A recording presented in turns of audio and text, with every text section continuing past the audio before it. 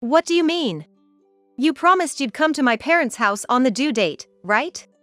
I couldn't believe what I was hearing over the phone. On my expected delivery date, my husband had left for a trip. What difference does it make if I'm there or not? He replied in an annoyed tone. Filled with bitterness, I pretended to be calm and said, "Yeah, you're right. That's right. As long as you understand. I need to be there to help you, Emily, after you give birth, so I'm just rejuvenating now." Rejuvenating? He always pretends not to notice even when I say my back hurts. I knew he was cozying up with his mistress at our home while I was at my parents' house for the birth. "Hey, Robert, you're at that usual spa resort now, aren't you?" I could hear his surprise as he gasped when I guessed the location. "How do you know that?" "Yes, I am, but is there something wrong with that?" "Nothing but wrong, considering he's on a trip with his mistress. Yes, it's time for some payback. My name is Emily Johnson, 28 years old. I'm currently on maternity leave, but I usually work as a regular office employee. My husband Robert worked in a different department at the same company. We started dating after being seated next to each other on a company trip. Robert was always thoughtful, treating me with great care.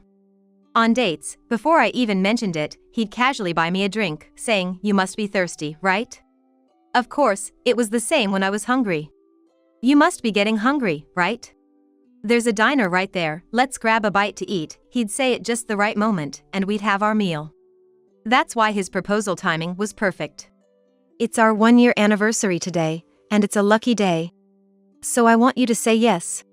Will you marry me?" He knelt down against the backdrop of a beautiful sunset over the ocean. Of course, he opened the ring box as well. I was so moved, I don't remember what I said, but I probably answered, "Yes, please marry me." Then everything went smoothly, from meeting each other's families to the wedding, and we moved into an apartment together. I was 25, and Robert was 29, right in the ideal age for marriage. We were very happy, juggling work and newlywed life. We had a schedule where I'd cook on Mondays, Wednesdays, and Fridays, and Robert on Tuesdays and Thursdays. Our life had a comfortable rhythm, and I was truly glad we got married. We hadn't thought about having children yet, and Robert also said he wanted a couple of years just for us. My parents were relaxed, saying, "Sweet newlywed life is good," but my in-laws were clearly displeased, insisting you should have kids before 30. "You might be okay with it, but if you're too laid back, Robert will be an old man by the time your kids grow up. We won't even be able to see our grandkids' weddings." While I'd be happy to let them see their grandkids' weddings, I wasn't going to rush into having children for that. Being constantly asked, "No kids yet," started making visits to my in-laws unpleasant. They should talk to Robert about it, but they always waited until I was alone to bring it up. Finally, they even said, "Don't you dislike doing that? You won't have kids if you don't do the deed. You might end up getting cheated on, and he'll have kids with another woman." I couldn't stay silent after such rude remarks. I told Robert, "Let's go home, I don't feel well." While he said, "We just got here, I want to relax a bit," he noticed my pale face and reluctantly got up. On the way home, I told him what his mother said, but he replied, "My mom wouldn't say that. She's not that kind of woman. Maybe you misunderstood? She always tells me we should have kids at our own pace." My mother-in-law adored my husband, the youngest of 3 siblings, and would never say anything unpleasant to him. She always spoke to him with an almost sickening level of sweetness. So, it wasn't surprising that she said the complete opposite to me. I wished I could let her hear how much sarcasm and snide remarks she hurled at me. Carrying these unresolved feelings, I returned home. Since that incident, I decided that my husband should be the only one visiting his parents' house. I would make excuses like being busy at work or feeling unwell to avoid going with him. However, not wanting to stir up trouble by staying away too much, I limited my visits to just New Year's, Thanksgiving, and birthday celebrations. This arrangement helped me stay mentally stable and enjoy my days more. Before I knew it, I turned 28, and we decided it was time to try for a child. My husband, now over 30, was all for it, especially seeing many of our friends with their children. Fortunately, as soon as we decided to try, I got pregnant quickly. I had been worried that we might need to go through fertility treatments, but that turned out to be an unnecessary concern. My morning sickness wasn't too severe, and I was able to continue going to work as usual. However, there was one thing that I found regrettable. It might sound indulgent to call it a regret. My husband started doing more household chores than before, but he stopped touching me entirely. Having a baby in the belly is a big deal. I can't bear the thought of something happening because I couldn't control myself. So, I'm holding back in that area, and instead, I'll do more chores, he told me, with words so kind they brought tears to my eyes. At first, he really did handle the chores efficiently. But as time went on, he gradually started coming home later. Initially, he said, "I don't want to burden you, Emily, so I'll eat out twice a week," and began dining out on the nights I was supposed to cook. Eventually, he started going out one day every weekend as well. He would stay home on the other day to help with chores or go baby shopping with me. Though our intimate life had ceased, we were still having a good time together. He was caring, and we both were eagerly anticipating the baby. I did feel dissatisfied about not being seen as a woman, but I kept those feelings to myself, thinking it was better not to push it. We had discussed where I would give birth and decided on me returning to my parents' house, with my husband's support. My parents' house was a bit away from ours, but not so far that he couldn't make it in time for the birth. I wanted a partner-present birth, and he had agreed to be there. So, before going back to my parents, we were busy preparing all the baby necessities. Finally, next week was the scheduled date for my return to my parents, and this week I decided to leave work early for some final checks and came home earlier than usual. When I unlocked the door, I heard voices inside. It was my husband and some unknown woman's voice. And it seemed like it was coming from our bedroom. He should have gone to work as usual today. I hadn't heard anything about him taking a day off, and more importantly, why was there a woman's voice in our house? With my heart pounding in anxiety, I quietly pressed my ear against the bedroom door. "Hey, honey, are you sure we can use this bed today? The thrill of doing something forbidden is really exciting." Could he be cheating? I felt even more anxious, and cold sweat started running down my back. "This bed is great, very comfortable. Come on, lie down. Emily just sleeps like a log anyway. From today onwards, I'll just picture you in my mind." I couldn't believe my ears. I never thought my husband, who had been so kind to me every day, would see me like that. Haha, that's hilarious. A log, huh? Can't help it, your wife is almost due, right? Of course, she's going to get bigger everywhere. The woman's voice was irritatingly loud with laughter. I don't know how long I stood there at the door. I was so shocked that my memory completely blanked out. Before I knew it, their voices, clearly indulging in each other, reached my ears. I recorded their conversation on my phone and quietly left the house. As I walked, the reasons why my husband hadn't touched me and had been staying away from home became clear. He had been kind to me and stayed at home just enough to cover up his affair. Overwhelmed by shock and despair, I collapsed onto a park bench. What should I do now? I couldn't imagine living with such a man when our child was about to be born. He would pretend to care for me and the baby while enjoying his affair. And he would likely prioritize the other woman. Even as I tried to think about what to do next, my mind was empty, unable to come up with anything. I couldn't muster any strength and sat there for hours, unable to think clearly. Then, the baby inside me kicked my stomach hard. As I winced in pain, I realized that I couldn't afford to wallow in self-pity. I had this child to protect. Although I detested the idea of returning to a house that my husband and his mistress had used, I had no other choice. I decided to sleep on the couch today and arranged to go back to my parents' house earlier than planned. When I got home, my husband acted as usual, as if nothing had happened. If I hadn't witnessed that scene, I would never have imagined he was cheating. "You must be tired, right? You've gotten so big, it could be any day now. You're really precious to me. If you haven't eaten yet, you should eat quickly and get some rest."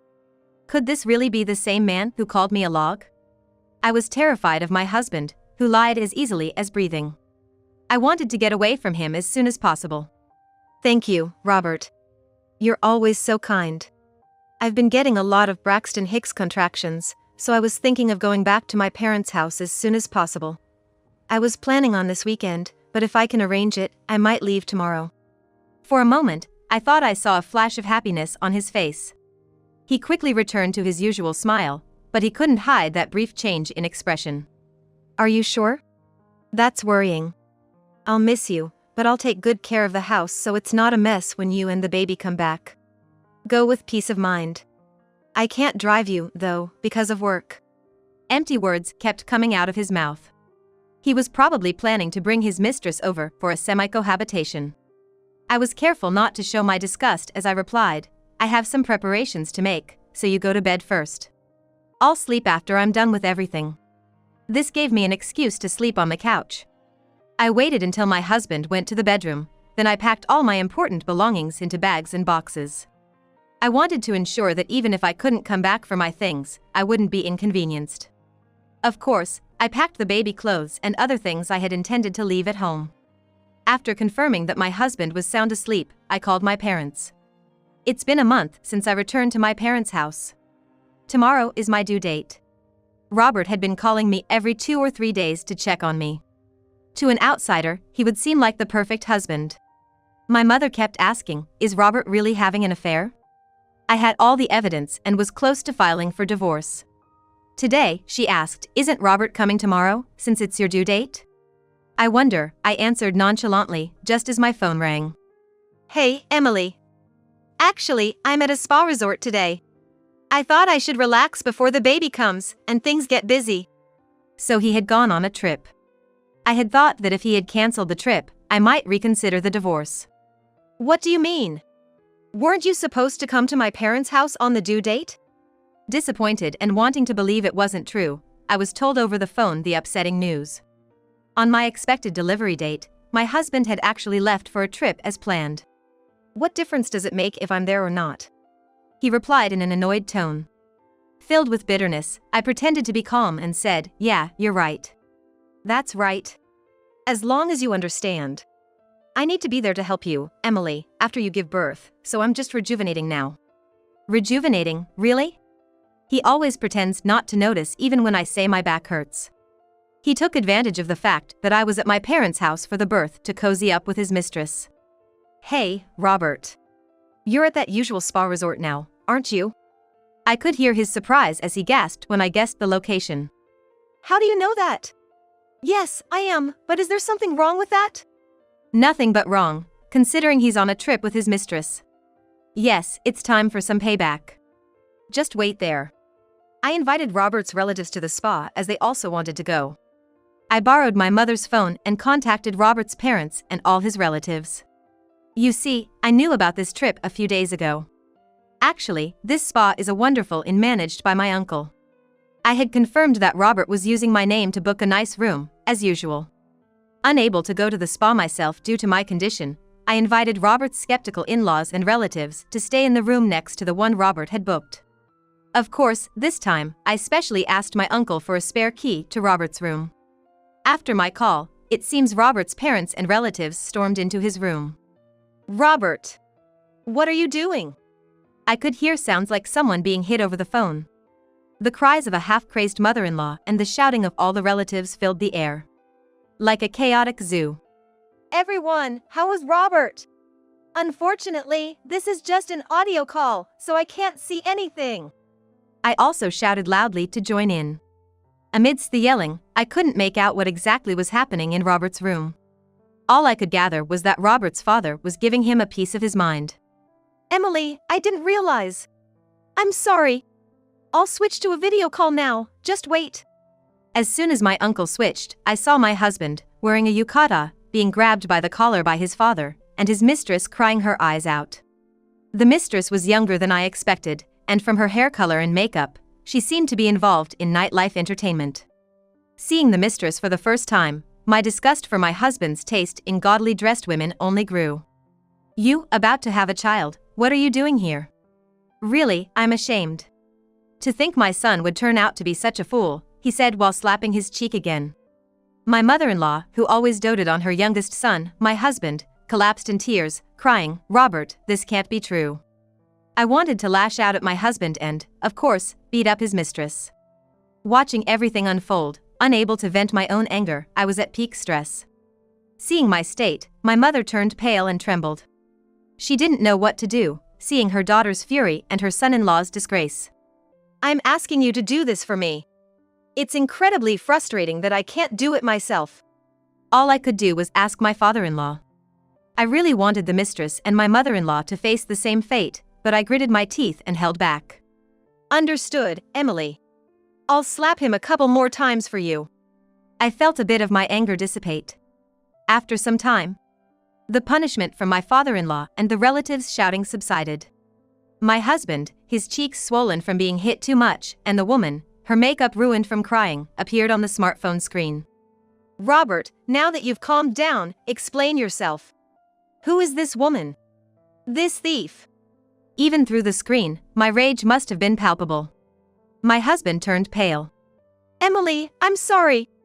This was just a fling. I intended to cherish you and our baby. It was just a physical thing. I'll break it off immediately. He was trying to smooth talk his way out, but I knew everything. I had planted a baby monitor in the bedroom and had been checking what was happening at home since I went to my parents'. Since I left for my parents' house, he had been bringing his mistress home every day, saying things like, "I feel so relieved now that woman is gone. I prefer beautiful and feminine women like you, Kate. I'll divorce her once everything settles down after the birth. She's so clueless, it's laughable." Whenever I heard their voices on the baby monitor, I recorded and collected them. I had amassed quite a number of recordings, which I sent to my uncle. My uncle, a lawyer and my father-in-law's brother, had offered to help with anything at my wedding. Being heavily pregnant, I didn't know any other lawyers I could turn to, so I contacted my uncle as a last resort. He listened kindly and prepared to use the recorded conversations as evidence for my divorce. In their pillow talk, my husband had bragged, "I know a wonderful inn. That log will probably be giving birth around her due date, so let's have fun there." He invited his mistress to the inn managed by my uncle, booking under my name. My uncle found it strange that I would book a stay so close to my due date and contacted me. I explained everything to my uncle, who then informed my in-laws. However, they refused to believe it, insisting our son wouldn't do such a thing, and needed to see it with their own eyes. Thus, I invited all the relatives as witnesses to the inn. So, with all these witnesses here, it's confirmed that Robert has been unfaithful. Therefore, we are proceeding with the divorce. Emily consulted me privately, and I investigated discreetly. To ensure there's no room for him to claim it wasn't a serious affair, please listen to this. Uncle said this and played a few seconds of the recording of Robert and Kate, which was enough to identify their voices during an intimate act. Robert's face lost all color. His cheeks were red from being slapped, but the rest of his face was ashen or blue, looking terrible.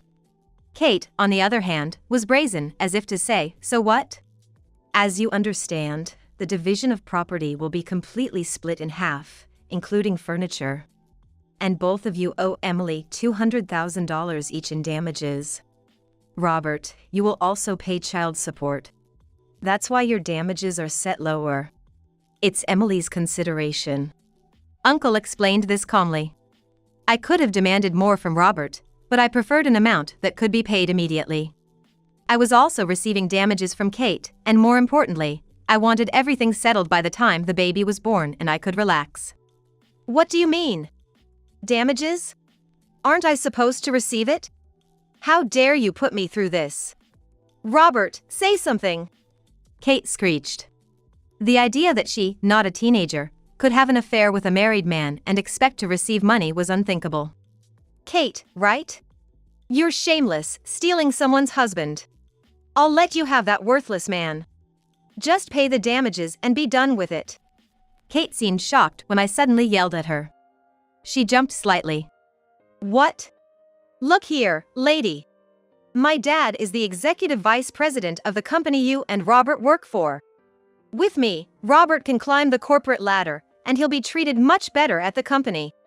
Besides, $200,000 is just pocket change for us, you poor, ugly woman. Indeed, Kate was brazen enough to be unapologetic about her affair. It's a classic case of someone punching above their weight. I thought about Kate, the mistress who seemed to be quite clueless. She seemed to believe that her father's executive position would make everything all right. Kate, how could you say such things? I did not raise a daughter like this. Emily is a competent woman, highly respected in the secretarial department. Many executives lament her absence, saying the work suffers without her. She's more highly rated in the company than Robert, didn't you know? Kate looked shocked, staring at Robert. Robert, in sales, was not known for exceptional performance, but managed to stay employed due to his good people skills. Sir, I apologize. I've grown apart from my wife, and after the divorce, I hope to find happiness with Kate. Robert was desperate to stay in the executive vice president's good graces. A demotion was certain if he lost support, but he hoped to climb the corporate ladder with Kate. Nonsense. I'm not interested in an old man like Robert. He treated me well and gave me gifts, so I dated him. But dating and marriage are different.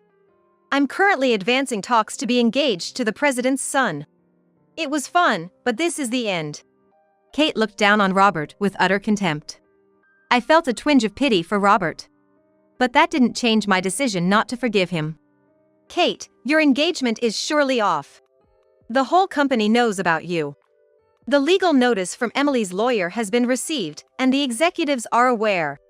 Not only will you owe Emily damages, but you're also likely to face a claim from the president's son's family.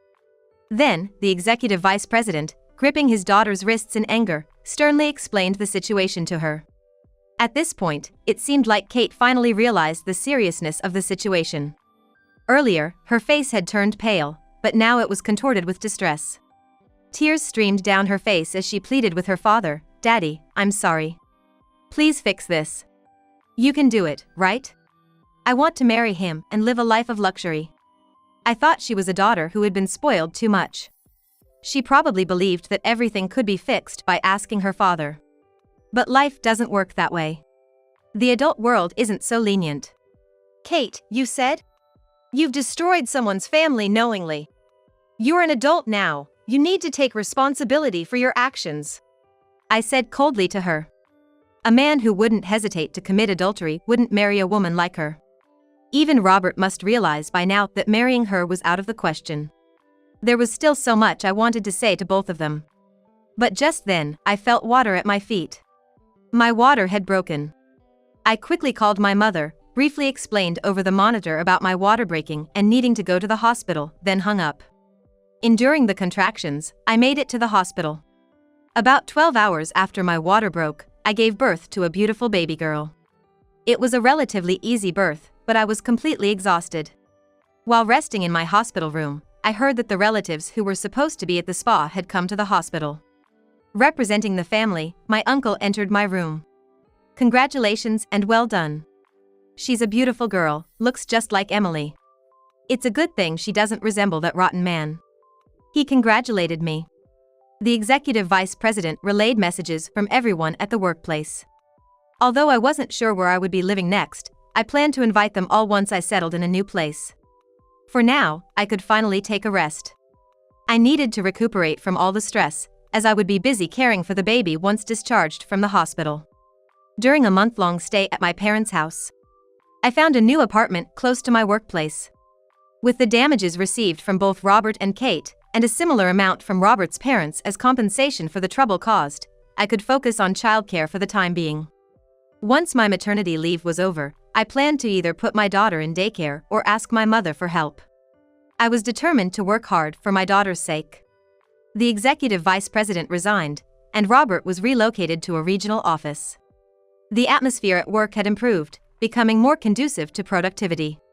It was time for a fresh start and to move forward with determination.